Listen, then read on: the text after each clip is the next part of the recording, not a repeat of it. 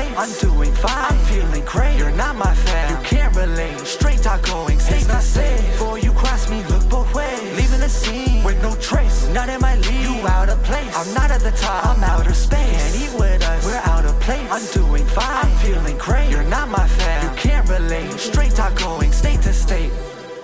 Yo, what's up guys, it's Vanias here, and today I am back with another 5 questions, and today I'm here with the amazing, the wonderful, the extravagant Jeremy Prophet. So happy to be here.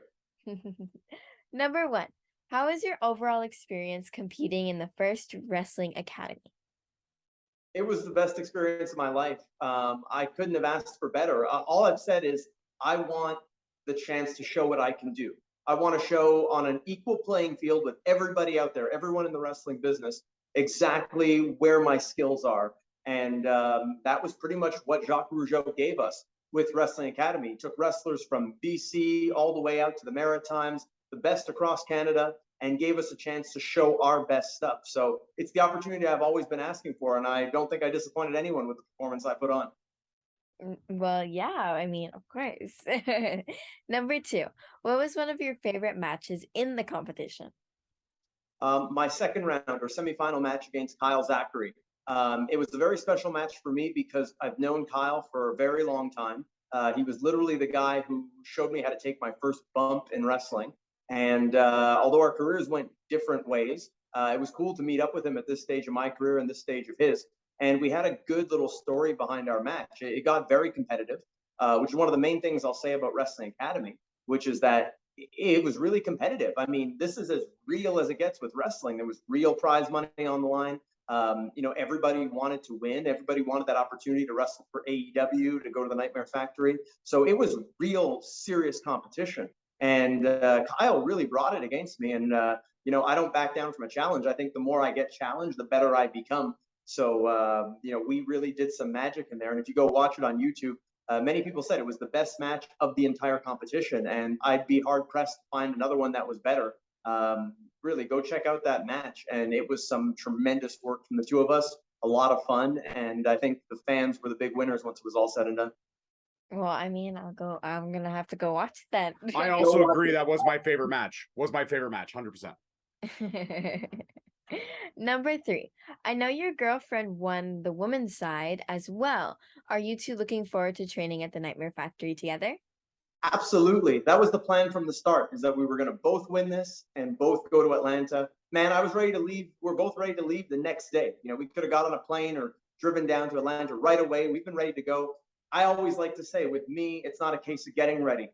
I was ready yesterday. I'm ready for this. I'm ready to be the top star in this industry. And this is just another stepping stone on my quest to greatness.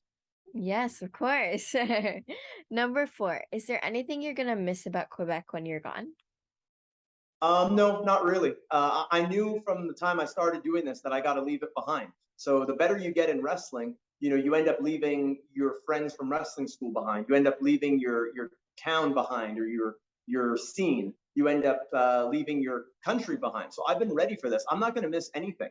I know that I'm destined for this. I know that I've worked extremely hard for this. So I've already mentally prepared myself for what it's going to be. I could be on the road 365 days a year. I'll be perfectly fine so long as I'm doing wrestling, doing what I love doing, doing what I should have been doing at the highest level of this business many, many years ago. But unfortunately, as a Canadian, we're not afforded the same luxuries as our counterparts to the South. So yeah, no, this is what I've worked my entire career for, and I don't intend on looking back and worrying about anything back here when I'm on my way to worldwide success. I mean, of course, I'm glad that you're very confident about it. The 5th and final question, what do you think will be your biggest adjustment while you're in the USA? I'm pretty acclimated to American culture in general. It's not my first time going there. I was in Las Vegas about a month and a half ago. So I'm not unfamiliar with going to the United States. I don't know. I think maybe dealing with the exchange rate, since our money is not worth as much as theirs. So trying not to get fooled when I see something is a really good price, but then knowing that our dollar is only worth about 70 something cents over there. That's probably the hardest thing to get adjusted to, if I'm being fully honest.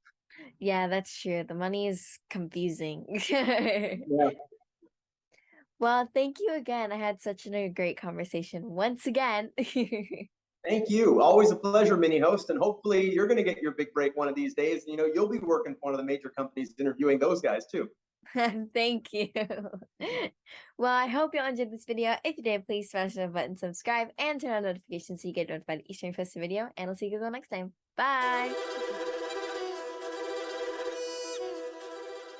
Thank you so much for listening. Don't forget to tune in next week for another great episode on all available podcast platforms and hosted on Podbean. Also, check us out on YouTube at Straight Talk Wrestling, on Instagram at Straight Talk Wrestling, on Facebook at Straight Talk Wrestling, and on Twitter at _Straight Talk. And if you feel the need to buy some sweet merch, check us out on ProWrestlingTees.com.